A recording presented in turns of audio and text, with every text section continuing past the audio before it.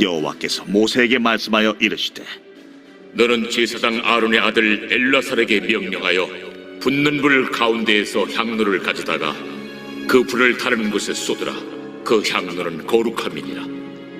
사람들은 범죄하여 그들의 생명을 스스로 해하였거니와 그들이 향로를 여호와 앞에 드렸으므로 그 향로가 거룩하게 되었나니 그 향로를 쳐서 제단을 쌓는 철판을 만들라. 이스라엘 자손에게 표가 되리라 하신지라. 제사장 엘라살이 불탄 자들이 드렸던 놋향로를 가져다가 쳐서 제단을 싸서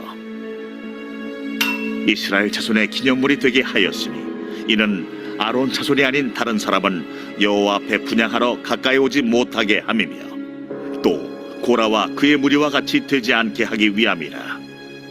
여호와께서 모세를 시켜 그에게 명령하신 대로 하였더라.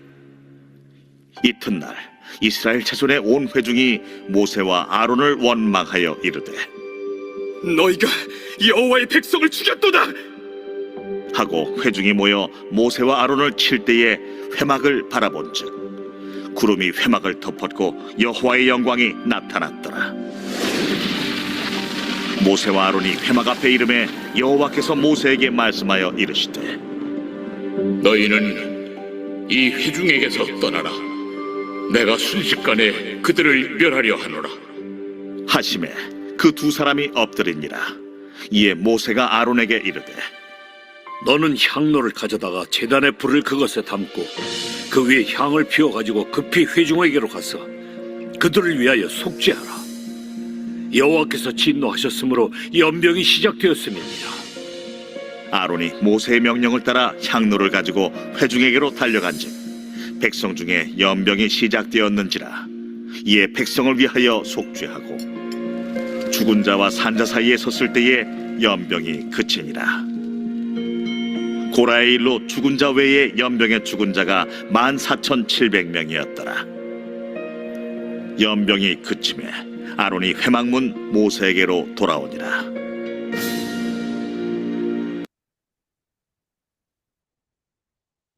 오늘 본문 말씀에는 모세의 중보 기도가 나오고 있습니다.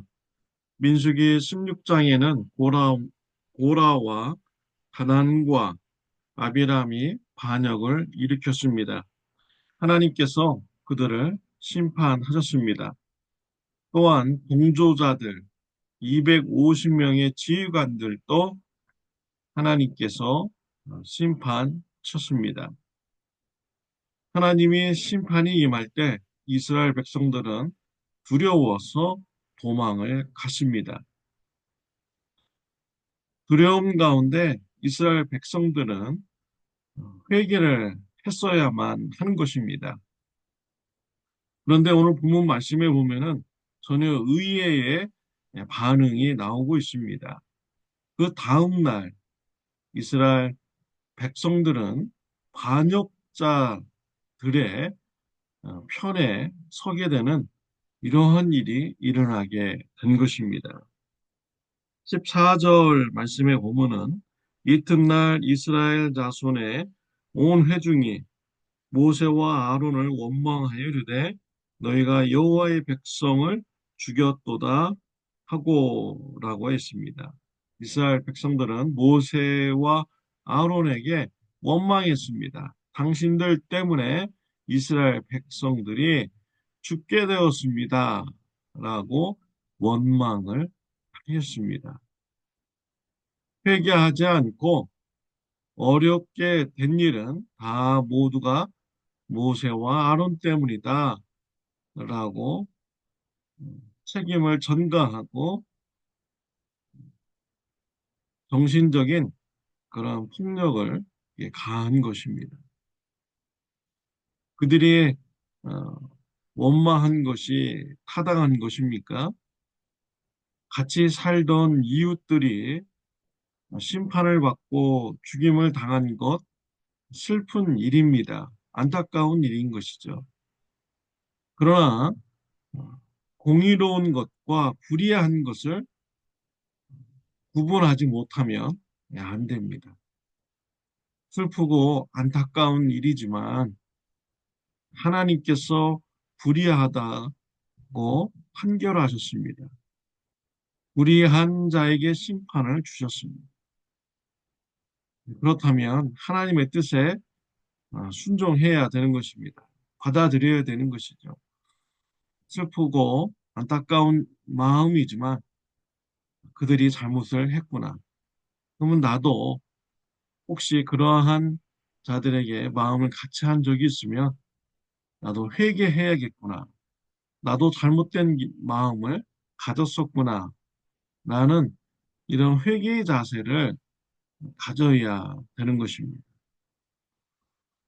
슬픔 가운데 또 불쌍히 여기는 마음으로 불의한 것과 정의로운 것을 구분하지 못하면은 안 되는 것이죠.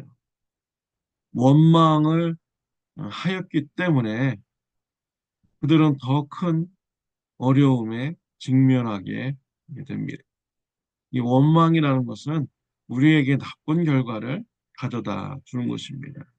자신들이 지금 마음이 아프고 슬프게 된 거 다 모세와 아론 때문이다 라고 원망을 하는 자세는 하나님을 기뻐하는 자세가 아닌 것이죠.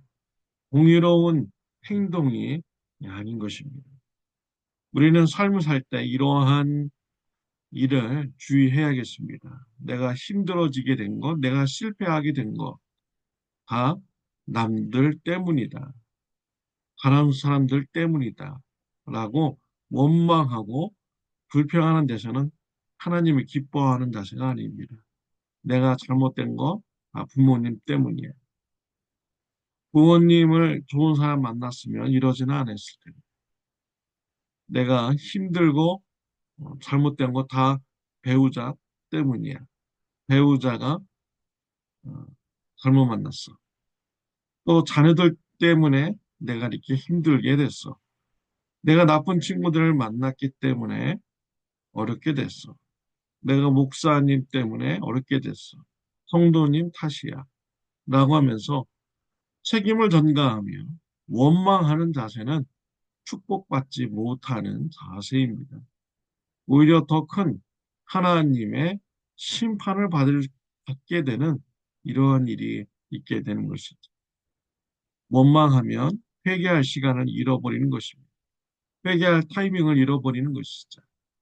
뭔가 내가 잘 안 되고 그렇다면 나 자신을 돌아보아야 됩니다. 나 자신이 잘못된 일이 있었는지 돌아보고 회개하는 시간을 가져야 되는 것이죠. 원망하는 시간으로 가면은 회개할 시간을 잃어버리게 되고 축복받을 기회를 잃어버리게 되는 것입니다. 오히려 저주받게 되는 길로 나가게 되는 것이죠. 하나님께서 이러한 일을 원망하는 사람들을 어, 기쁘게 보시지 않았습니다. 하나님께서 심판하시려고 성막에 임재하십니다. 모세와 아론은 성막에 임재하시는 하나님 심판하시겠구나 라는 것을 깨닫게 되고 성막으로 가게 됩니다. 하나님 앞에 중보 기도를 드리죠. 참 이런 것을 보면은 모세는 또 아론은 매우 온유한 자임을 알 수가 있죠. 정신적인 폭력을 지금 당한 것입니다. 억울하게 당한 것이죠. 모세와 아론이 가단과 아비람, 고랏을 죽였습니까? 아닌 것입니다. 그들의 범죄로 인해서 하나님으로부터 심판을 받게 된 것이죠. 그들이 죄를 지었기 때문에, 그들이 잘못했기 때문에 심판을 받고 죽게 된 것입니다. 모세와 아론은 잘못한 것이 아닙니다. 그런데 오히려 원망을 받고 정신적인 피해를 입게 된 것이죠. 고라와 가단과 아비람 그들한테도 괴롭힘을 당했는데 또 이스라엘 백성들 중에서도 괴롭힘을 당합니다. 참 이럴 때 하나님이 딱 개입하시니까 모세가 통쾌하게 생각을 하고 하나님 본때 좀 보여주십시오. 라고 이렇게 말할 수 있는 것이죠. 그러나 모세는 하나님의 심판이 임할 것을 알고 하나님 앞에 가서 중보 기도를 드린 것입니다. 우리가 이와 같은 온유한 자세를 가지면서 신앙생활을 하였으면 좋겠습니다. 원망하기보다는 온유한 마음으로 중보 기도하는 삶이 되시기를 바랍니다. 하나님께서는요, 공의의 하나님이십니다. 그래서 이러한 죄를 보았을 때 심판의 필요성을 우리 하나님께서 가지신 것입니다. 하나님께서 전염병의 심판을 주셨습니다. 전염병이 얼마나 무섭습니까? 우리 코비드, 코비드에 우리가 전염병의 위험을 우리가 느꼈습니다. 그 전염병이 드니까 우리 인간이 얼마나 연약한 존재인가를 알게 되는 것이죠. 감기와 같은 이런 병 한 번 돌기 시작하니까 그거 못 고치고요. 그거 방어할 수 없습니다.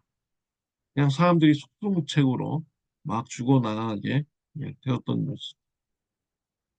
우리 인간이 이렇게 연약한 존재라는 것을 알아야 되는 것입니다.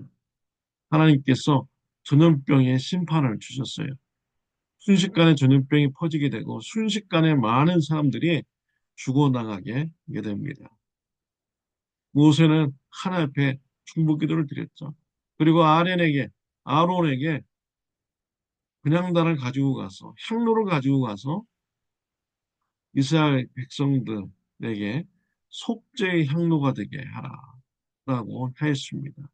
아론이 향로를 가지고 이스라엘 백성들에게 서둘러서 갔습니다. 아론이 한 자와 죽은 자의 경계가 된 것입니다. 하나님께서 속죄의 향로를 보시고 심판을 멈추셨습니다. 하나님은 바로 이러한 하나님이십니다. 누군가가 속죄의 제사를 드리고 용서해달라고 간구하면 우리 하나님은 그 기도를 듣고 용서해 주시는 분이 바로 우리 하나님이신 것입니다. 우리 하나님은 긍휼이 많으시고 은혜가 많으신 분입니다. 나의 죄를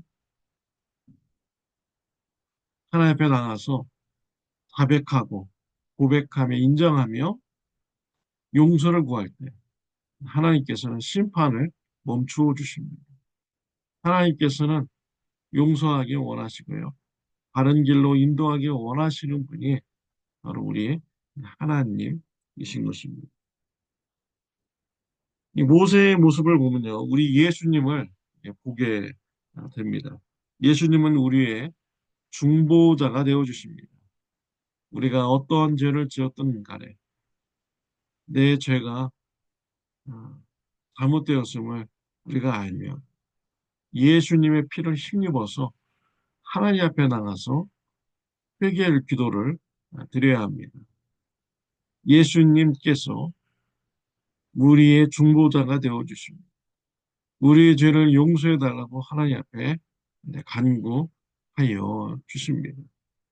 그래서 우리가 죄의 심판으로부터 용서함 받도록 도와주시는 분이신 것이죠. 우리가 회개하지 않으면 심판받습니다. 그러나 우리가 죄를 인정하고 예수님의 피를 힘입어서 예수님을 중보자로 붙잡고 하나님 앞에 나가면 우리 죄가 용서받게 되고 심판이 임하지 않게 되는 것입니다. 그래서 우리가 회개하지 않을 이유가 없는 것입니다. 죄를 인정하지 않을 이유가 없는 것이죠.